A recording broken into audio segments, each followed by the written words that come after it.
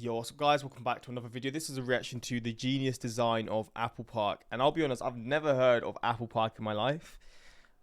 Is it a thing or is it a place that's being like built in the future? I'm not sure. But yeah, Apple Park, again, I don't know. Is it going to be something like how you've got, maybe not, like Disney World or like the Universal and all this? Because there's like parks for all different types of things. And I know Disneyland is obviously like because of cartoons and stuff, so it wouldn't really make sense to have an Apple Park like that. Or is it maybe a place where people are going to work?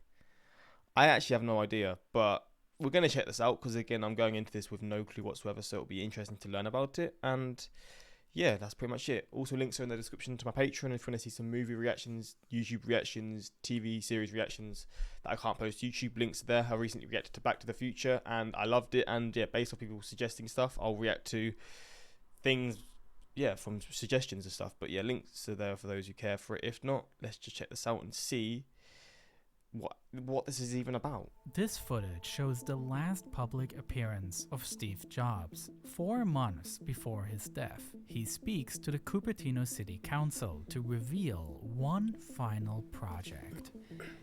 Apple's growing like a weed. And as you know, we've always been in Cupertino.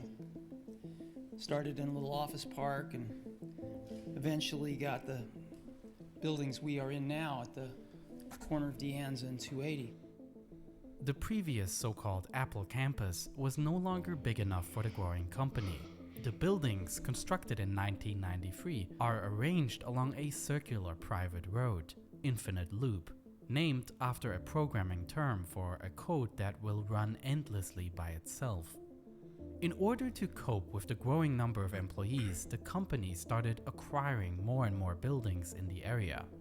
Eventually, Apple was operating out of a chaotic mix of buildings that were originally developed entirely separately from one another and are by no means ideal for a coherent office headquarters. So we're renting buildings, not very good buildings either, at an ever greater radius from our campus.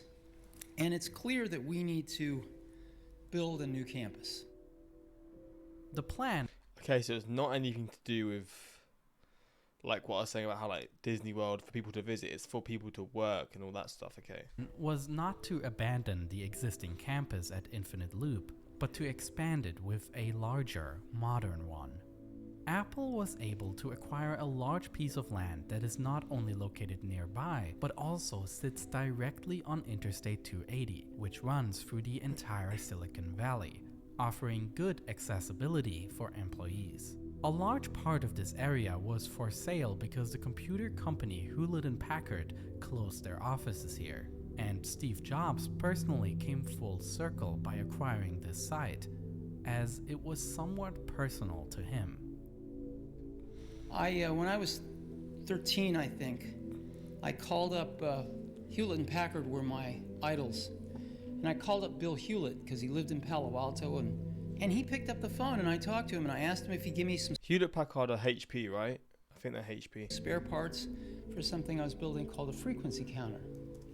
And he did, but in addition to that, he gave me something way more important. He gave me a job that summer, a summer job at Hewlett-Packard right here in Santa Clara off 280, the division that built frequency counters. And I was in heaven. Well, right around that exact moment in time, Hewlett and Packard themselves were walking on some property over here in Cupertino, in Prune Ridge, and they ended up buying it. And they built their computer systems division there. And as Hewlett-Packard has been shrinking lately, they decided to sell that property and we bought it. That's a pretty cool little story though, to be honest. He's worked there before and now he's owning the place for his own company. Apple hired the design studio Foster & Partners by British architect Norman Foster, one of the most influential contemporary architects in the world. Oh wow. Foster's career initially took off in the 1970s when he made his name by creating machine-influenced buildings that borrowed industrial design elements for a modernist look. Over the decades, his style has evolved, and his newer buildings feature less harsh elements, but an evolving modern aesthetic. Wait, he made the gherkin. God damn. His buildings display a functional modernity, a good fit as his design approach is akin to Apple's own product philosophy. In designing the new Apple campus, Foster worked closely with Steve Jobs, who had a very personal vision for the project, and Johnny Ive, then Apple's chief design officer, who, having worked at Apple since the late 90s, was about as renowned in the field of product design as Foster was in the field of architecture. It was the beginning of a special partnership of exceptional talents.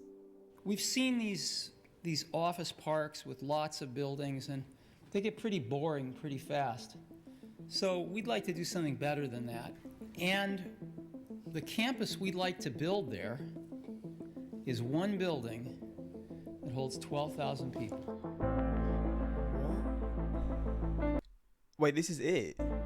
The final complex is called Apple Park, and it is characterized by its centerpiece. That is crazy. So you've obviously got the ring around it, and you've got all the stuff inside in the middle. Flipping hell. A single ring-shaped building surrounded by vast parkland. And while the campus itself is the result of a unique collaboration, the building is designed to enable exactly these types of collaborations. The parks should invite employees who may work in completely different parts of the building to cross paths and exchange ideas.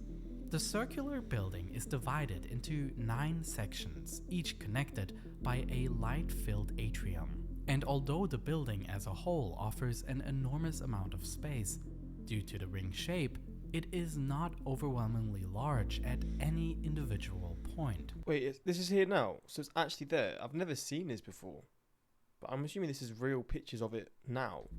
Within the individual segments, walkways lead around the building along the outer and inner rims. These walkways are separated from the outside only by a continuous wall made of glass that stretches from the floor to the ceiling, allowing a panoramic view of the surroundings. Apple claims that these are the largest curved glass panels used in any building to date. And sticking out from the facade are white canopies, positioned to cast shade at the interior hallways. In addition, these elements are also part of the building's active ventilation system, bringing fresh air in from the outside. Oh, wow. The office space is also kept very open, with glass walls laying out an open pot design. In this concept, the employees are given access to a large open floor plan where they can self-locate to available desks. This layout should increase collaboration and is inspired by co-working spaces and college campuses. But this vision of a modern working environment clashes with reality in many places. There are reports that some of Apple's employees dislike the open pod concept, with programmers struggling to concentrate in this new setup. Another place where employees come together is the central cafeteria. It is a single lunchroom for the entire building. What the hell? The light-filled space that rises from the floor to the roof, offering a massive open room, is intended as yet another meeting space. And along the outer wall, there are 2 giant glass doors that can be opened to allow the interior of the building to flow seamlessly into the exterior landscape. When it came to the design of the parks, it was important to Steve Jobs that the landscape is a reflection of the California landscape he grew up around. The new campus is not only close to the previous campus, but also not far from where everything started for Jobs. His childhood home, where he assembled. Wait, he grew up here as well? Flipping hell, he's really got a connection to this whole area. The first Apple computers, together with Steve Wozniak in 1976. More than 30 years later, in addition to the immense global influence the company has exerted, Apple has also become a fundamental part of the local environment in which Steve Jobs grew up. Not only as one of the largest tenants in the area and as a large employer, but also as the city's biggest taxpayer. The company that once started in a garage here had transformed the entire neighborhood. Look at the view from here. Jesus Christ. It looks like it's just on a UFO that's just landed here. The parks at the new campus therefore had to celebrate the local environment, and Steve Jobs wanted them to be based on nearby Stanford University. Jobs appreciated the park layout here, designed by Frederick Law Olmsted, who is considered the founder of American landscape architecture. Steve Jobs also appreciated the extensive hiking trails that surrounded the Stanford Dish, right behind the university. For the design of the parks, reclaimed landscape architect Laurie Allen was hired, who relocated to Palo Alto for 4 months in order to get a real feel for the local environment. His park design is a representation of the California landscape. On one hand, there is a wide meadow extending from the building, which can be used for events and resembles campus parkland at Stanford University. There are also 2 freestanding cafes here. Adjacent behind are several rows of an orchard containing over 800 fruit trees, referencing the Bay Area's countless fruit plantations. And then there is this man-made pond, again referencing the waters of the surrounding area, which enable all the greenery to exist. California's 2 largest rivers flow all across the state until they ultimately meet right here in the Bay Area before flowing into the ocean. It is a fascinating piece of landscape architecture that symbolically reflects this unique region of the country. And all of this is surrounded by different types of oak trees that structure the landscape both inside and outside of the building, creating a natural feeling parkland that connects the different parts of the building with pathways. For the planting of the trees, Apple hired the arborist Dave Muffley, who had previously planted the Stanford Dish that Jobs wanted to replicate. Today, about 20% of the space is landscaping. Most of it is a big asphalt parking lot. We want to completely change this, and we want to make 80% of it landscape. And the way we're going to do this is we're going to put most of the parking underground. Accessible through these tunnels is the underground parking garage, which was custom designed with the same level of detail as Flipping out. I was not even realizing this was a thing. the main building. Johnny Ive's design team created a custom signage system with the information displayed in white frames attached to the curved walls. And the traffic lights are arranged horizontally and reference the icons in the corner of applications in Apple's operating system. God damn. But because the underground space is not quite enough, Apple also had to build 2 parking garages at the southern end of the campus. Located in the top left corner is the Apple Park Fitness Center. On the outside, There's a fitness center there as well. Flipping out. there are facilities for team sports like volleyball, basketball, and soccer, while inside there is a full fitness studio accessible to Apple employees only. That's pretty cool. Located on the other side of the park is a building that regularly is open for outsiders during Apple's press events at the Steve Jobs Theater. However, only the entrance pavilion is visible above ground, because the actual auditorium itself is completely underground. The theater is used for the presentation of new products by the company and can seat 1,000 people. The award-winning pavilion above ground stands out for the fact that there are no support columns. The roof is made of a light carbon fiber panel, and the entire structural load is carried directly by the glass. What happens if there's like an earthquake? Because I know this area is prone for earthquakes. Is it all just built to withstand it? I mean, I guess it is, but I don't know if since it's been built there's been any real high magnitude earthquakes hitting, so they can't really test it. But I assume they built it to withstand it because the area that it's in would need to be like that, right? It's the largest structure in the world that is solely supported by glass, and the electrical wiring and sprinkler pipes are completely hidden along the thin silicon joints between the curved glass panels. Inside, there is a glass spiral elevator that rotates in such a way that only one door is necessary.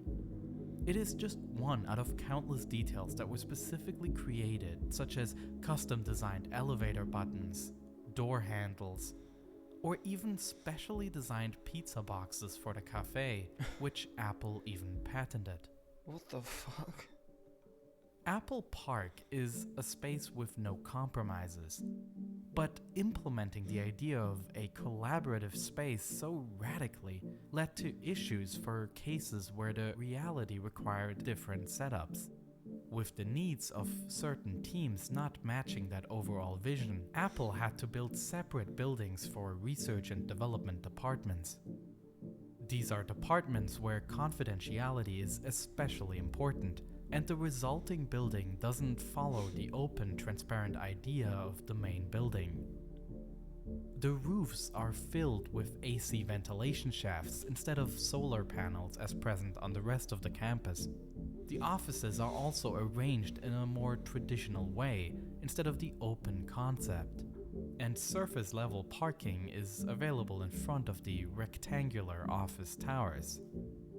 The magnificent round building is by no means sufficient for Apple, and instead of using the large space effectively, new buildings are built nearby with less ambitious design approaches. So they're slowly trying to take over all of this area, really, because it's just buildings dotted around, but they're slowly getting more and more attached to each other.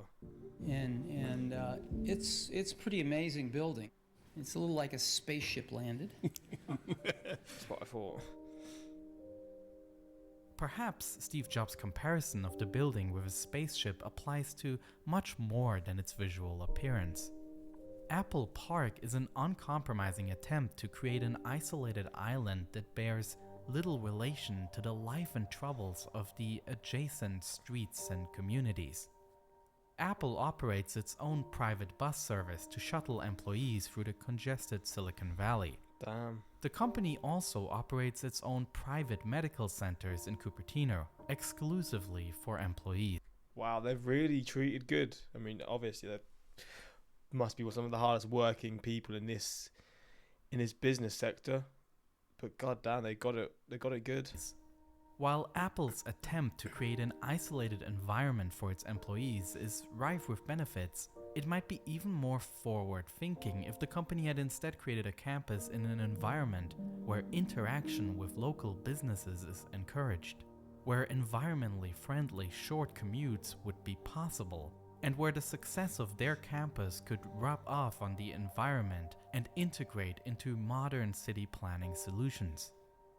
Perhaps the goal wasn't to create the most practical campus, but rather to create a building that embodies some form of perfection, that is intended to set standards within the company and display the approach for how the company should develop its products. More than anything, Steve Jobs approached this campus not as an architect or a productivity expert, but as a storyteller, aware of the power a well-told story has to inspire. I think we do have a shot of building the best office building in the world. And I really do think architecture students will come here to see this. It shows that architecture can do many different things. And while this massive building is made to symbolize and nurture a specific design approach, in my next video I will look at a very, very different piece of real estate, as I will be exploring the Las Vegas Strip. Similar to this. See, I would be really interested in that as well. This guy's channel is very good. I find it so fascinating. I've always found videos related to just I guess engineering and stuff. It just always fascinates me. But yeah, let me know your thoughts. It's hard working Steve. It's hard watching Steve like that. He's so low energy, but clearly still full of passion about his work. So you know how like a lot of celebrities now, like you got like Elon and like Jeff Bezos. They're just, I don't know. They're not as liked. Was Steve Jobs like? I don't know much about him, right? Because I've not. I mean, I was 10 when he passed away. I didn't know much about him, but was he like a really loved person, or was there still things around him that I guess some people were skeptical of stuff? But I'm not sure. Like, how would he be? Say he was alive now. How would he be received? Would he be a lot more like liked compared to like a Zuckerberg, where everyone says he's like a lizard and stuff, just crazy stuff. But people obviously don't like some billionaires now, probably because they're jealous, but also they are, some of them, just in their own worlds. But yeah, was Steve Jobs like ahead of his time? Well, obviously he was, but like, was it just, how was he received in general? Obviously people speak in hindsight now and probably view him in a much more positive light, but maybe that's the case. Maybe even 20 years ago when he was still building Apple, he was someone who was seen in a positive light. But yeah, let me know your thoughts and let me know about that. But yeah, this is a fascinating look into Apple Park, and yeah, the more you know. But hopefully you enjoyed, and until next time, peace.